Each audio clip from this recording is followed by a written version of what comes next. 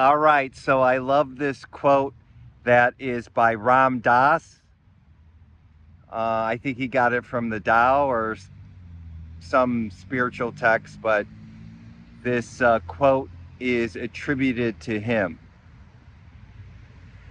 The truth waits for eyes unclouded by longing. The truth waits for eyes unclouded by longing. So I just want to unpack this a little. This is my interpretation of it. The truth, meaning source, God, the now, presence, whatever you want to call it, your Buddha nature, waits for eyes unclouded by longing, waits for the person to see truth, God, to awaken to God, to truth.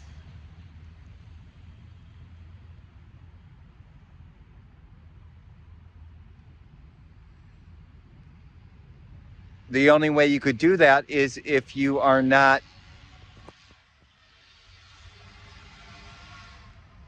clouded, if you're not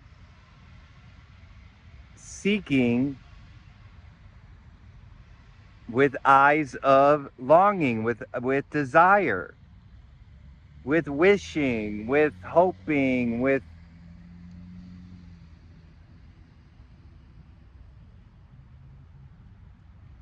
striving.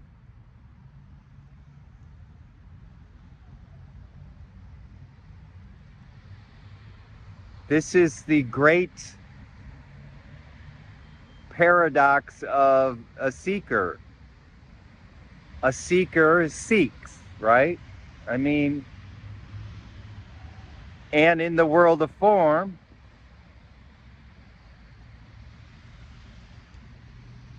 you try to find something you actively seek, right?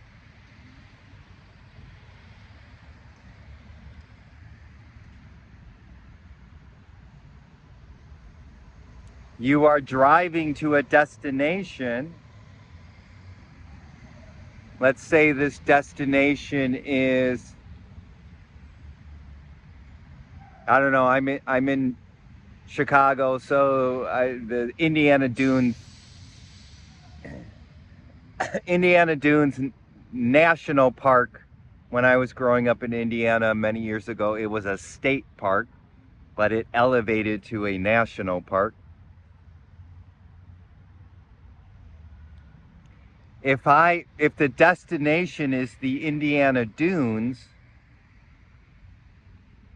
and I'm here in Chicago, I could put the GPS in my, and on my phone and Google Maps or whatever, and I could follow the route and I could seek the route. And I'm seeking, the goal is the Indiana Dunes, okay? And eventually I will arrive there.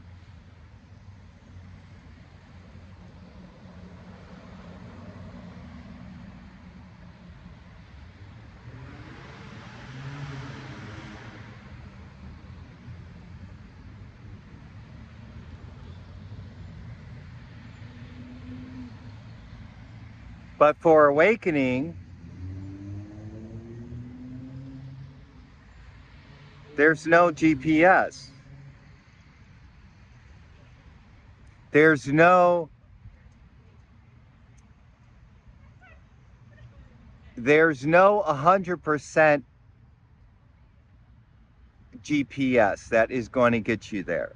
There are many, I'm using GPS as a metaphor for spiritual practices and listening to spiritual teachers and getting spiritual insights and so forth. and reading spiritual teachers. They could all be helpful. They could all be a GPS in a sense, but none of them are guaranteed. Especially if you have eyes clouded by seeking, by desire, by longing.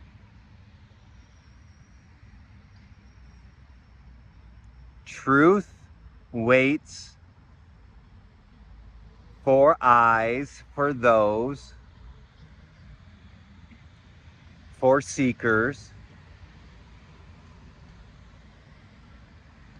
whose eyes are unclouded by longing, who don't have desire in them. And this is the conundrum of seekers, is that you know that you want to go, you want to awaken to your truth.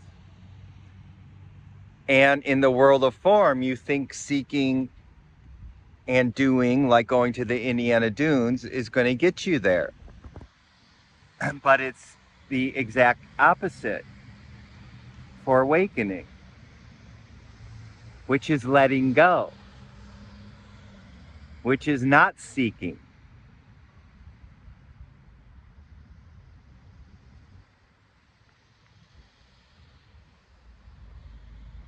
Which is not trying to find it.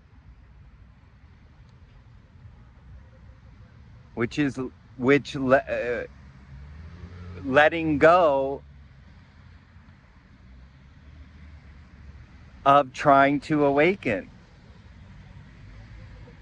And then the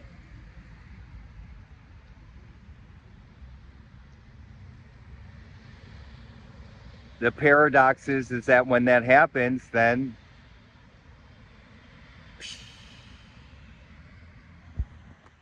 awakening happens.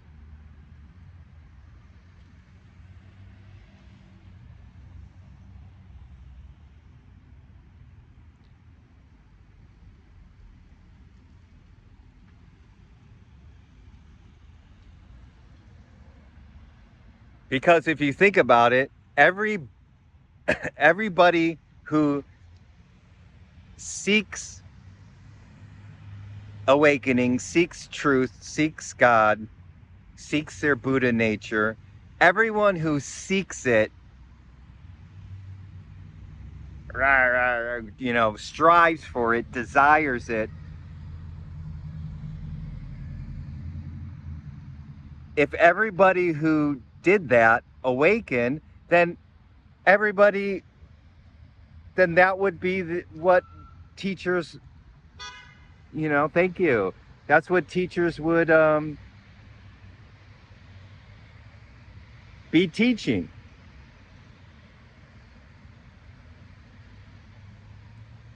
Jesus would say, hey,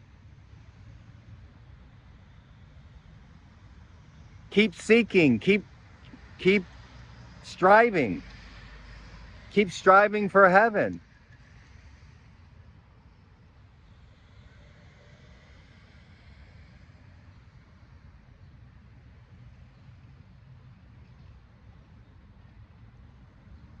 It'll happen. Keep that ego, keep the I, me, mine, keep your thoughts on the prize, right?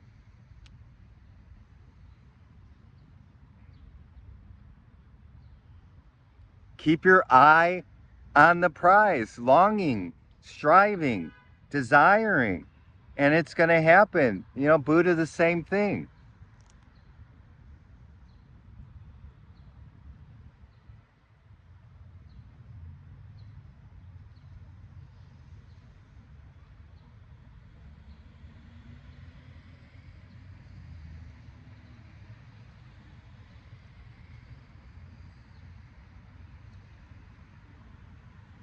Instead of sitting under the Bodhi tree and letting go seeking, Buddha, strove and he seeked or sought, or seeked is right. He desired awakening like a pit bull. Rawr, rawr, rawr. I'm gonna awaken and I'm gonna strive, and my ego is going to achieve it. Then that's what he would be teaching his disciples.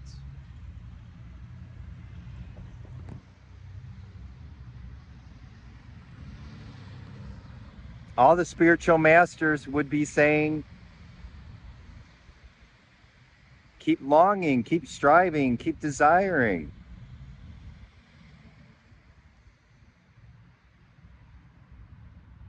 But they don't. They say,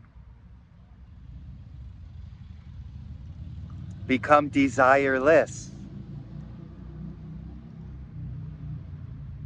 Stop seeking.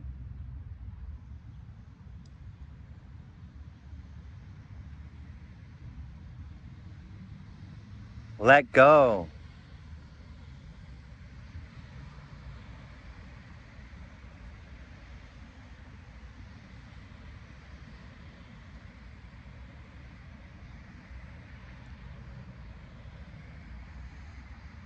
Now, obviously,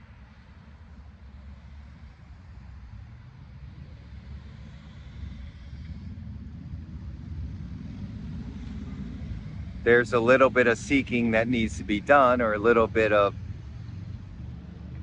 striving or whatever. I mean, just to get you on the path. Okay, I'm not discounting that. I'm not saying that you should just be a slacker and sit on the couch and expect an awakening. I don't know. It could happen, but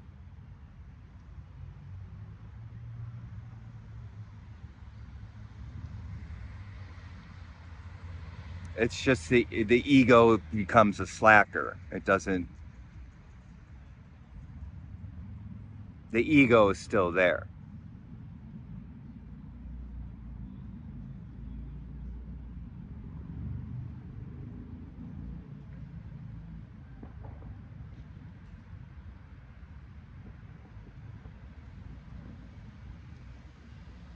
And I would rewrite Ram Dass a little. I don't know. I'm tending to do this. Rewriting some of these great teachers. Well, I'm just adding, and of course they won't mind. Some of their devoted students might be upset. Who are you to rewrite Ram Dass?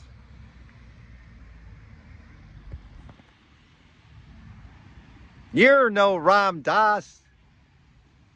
I'm not. I'm just a dude. But I would say truth waits. Truth patiently waits for eyes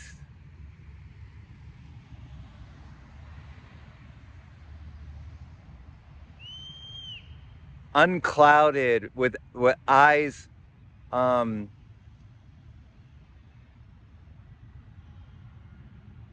not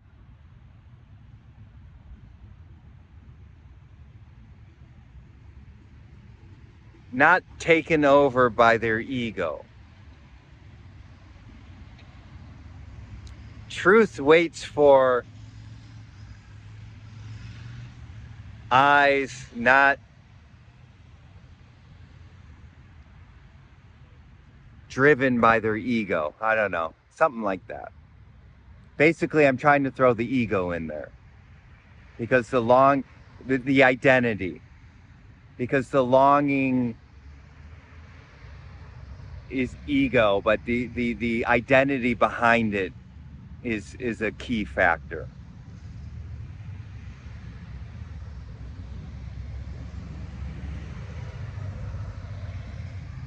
as long as there's a strong identity behind it, behind the seeker. So the root, if this could be helpful, the giving up the identity,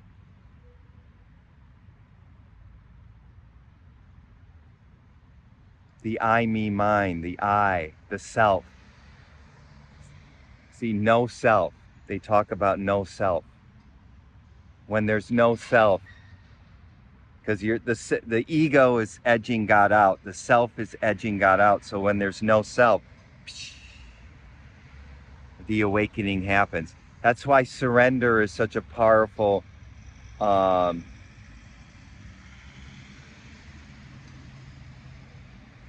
spiritual practice for awakening. And a lot of people awaken after surrendering. I did.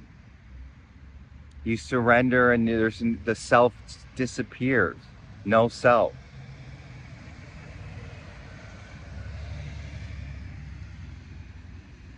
Truth patiently waits for eyes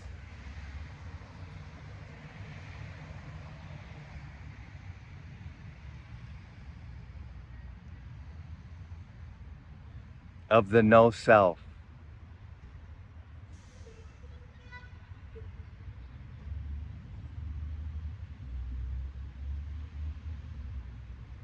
Jesus said, you have eyes to see, but you don't see. You have ears to hear, but you don't hear. What he's saying is that you have eyes, yeah, you could see in the world of form, right? Okay, obviously we could see. And with the ego, you're seeing things with the ego, but the ego can't see the no self. The ego can't see truth. Because the ego is identity. There's this desire in there. There's longing. Okay? So, if this is for seekers out there, if you're seeking,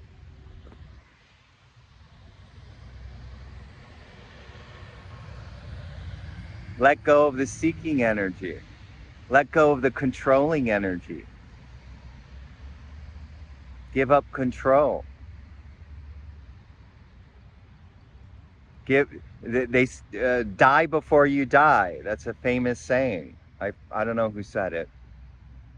Jesus or somebody. But that's the ego death. It's the psychological death of the ego. Die before you die. You that death before you have the incarnation death, and then you're reborn. When you have the ego death, that's when truth emerges in you. That's when the realization happens, because it's always here. It's been cloudy. It's been clouded, covered up. Veils. They say veils. All the veils that hide God from you.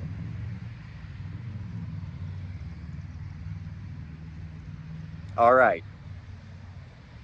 I think that's pretty good. But you see all the cars going around the roundabout. So this symbolizes samsara. This symbolizes the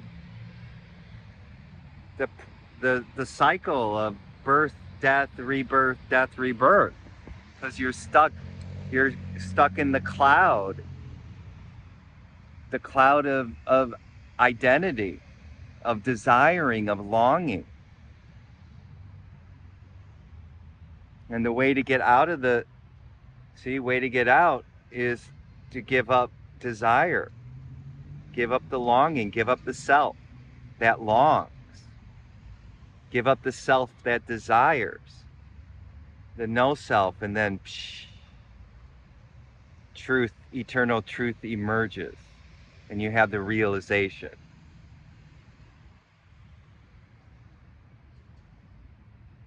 And then you have the whole integration process, which is part 2 of the awakening process. Okay? So it's not over after you awaken. Trust me. For 99% of us. All right. That's all I got. Love you. And until we meet again next time in the totally unclouded, beautiful, crystal clear, and immaculate now moment.